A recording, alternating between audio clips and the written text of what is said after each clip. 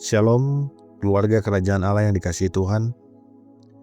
Kembali lagi kita berjumpa dalam renungan harian firman Tuhan di pagi hari ini. Sebelum kita mulai segala kesibukan, aktivitas, dan pekerjaan kita di sepanjang hari ini, mari Bapak Ibu, terlebih dahulu kita luangkan waktu selama beberapa menit ke depan untuk merenungkan kebenaran firman Tuhan. Kita perlu memulai hari dengan firman Tuhan, saudara. Karena di sanalah kita akan beroleh hikmat Tuhan, supaya kita bisa memenangkan hari-hari yang akan kita jalani.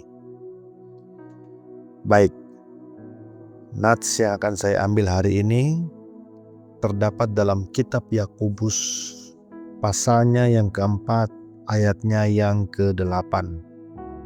Yakobus 4 ayat 8. Demikian firman Tuhan. Mendekatlah kepada Allah, dan Ia akan mendekat kepadamu. Tahirkanlah tanganmu, hai kamu orang-orang berdosa, dan sucikanlah hatimu, hai kamu yang mendua hati.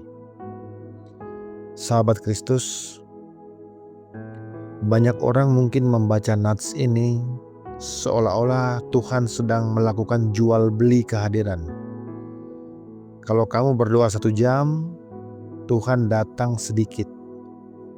Kalau kamu puasa 3 hari, Tuhan datang lebih dekat dan lebih lama.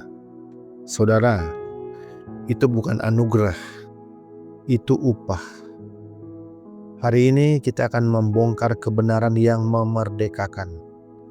Kita bisa mendekat hanya karena Tuhan sudah lebih dahulu mendekat dan menjemput kita di dalam Yesus Kristus.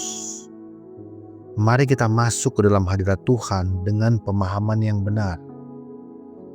Seringkali kita mungkin berpikir, terbentang jarak jutaan kilometer antara kita dan Tuhan karena dosa kita. Tapi coba kita renungkan ini. Coba kita lihat pola Alkitab.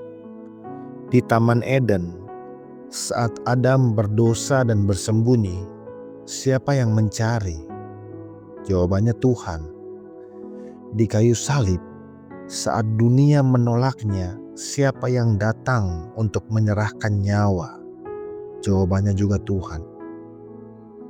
Mendekat kepada Allah dalam Yakobus 4 ayat 8 bukan berarti kita sedang mendaki suatu puncak tinggi yang sangat melelahkan. Di bawah perjanjian baru, mendekat berarti menyadari keberadaannya. Roh Kudus sudah tinggal di dalam Anda, Bapak Ibu. 1 Korintus 6 ayat 19. Roh Kudus tidak pernah pergi. Jadi saudara, mendekat di sini adalah tindakan iman untuk memalingkan pandangan kita dari masalah, dari kegagalan, dan memandang kepada Yesus yang memang sudah ada, sudah tinggal di dalam kita. Kita mendekat bukan untuk membuat Tuhan hadir, tapi karena kita sadar Dia, Yesus, sudah hadir. Kemudian Yakobus melanjutkan di ayat tadi dengan tahirkanlah tanganmu dan murnikanlah hatimu. Saudara, jika ini adalah syarat usaha manusia, saya mau bilang tidak ada satupun dari kita yang layak mendekat. Siapa yang bisa atau berani menjamin tangannya 100% bersih dari kesalahan? Tapi dengar ini, kabar baik untuk kita semua. Di dalam Kristus, tangan Anda telah ditahirkan dan hati Anda telah dimurnikan sekali untuk selama-lamanya oleh darah Yesus. Terdapat di Ibrani pasal 10 ayat ke-14. Tangan yang tahir bukan hasil dari perbuatan baik kita.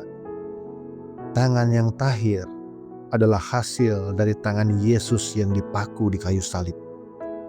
Hati yang murni adalah hati yang telah diberikan operasi transplantasi oleh Tuhan.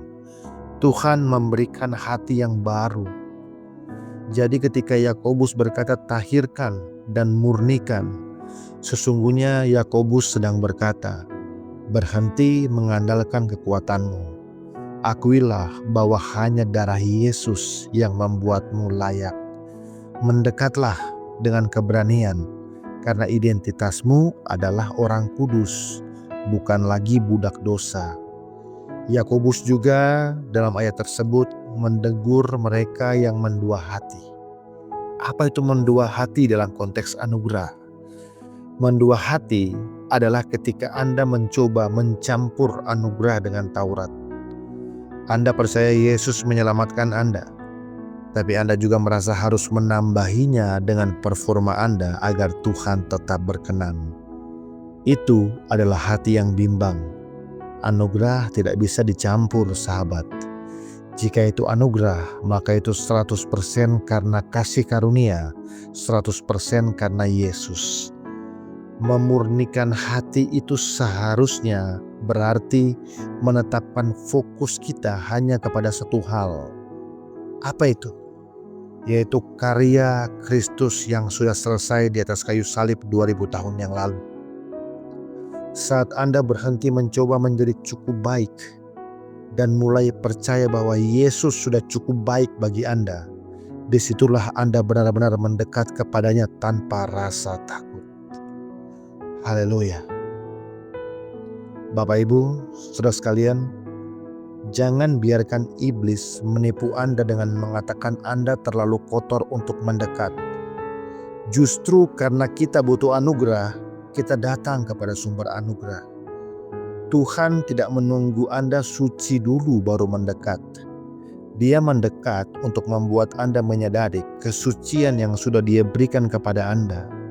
Tuhan Yesus mengasihi kita semuanya. Haleluya. Mari kita berdoa. Bapa, kami mengucap syukur untuk kebenaran-Mu. Terima kasih karena Engkau tidak pernah menjauh dari kami. Terima kasih karena melalui pengorbanan Yesus, tabir pemisah sudah terbelah dan kami memiliki akses 24 jam ke dalam tahta kasih karunia-Mu. Hari ini kami melepaskan semua usaha manusiawi kami.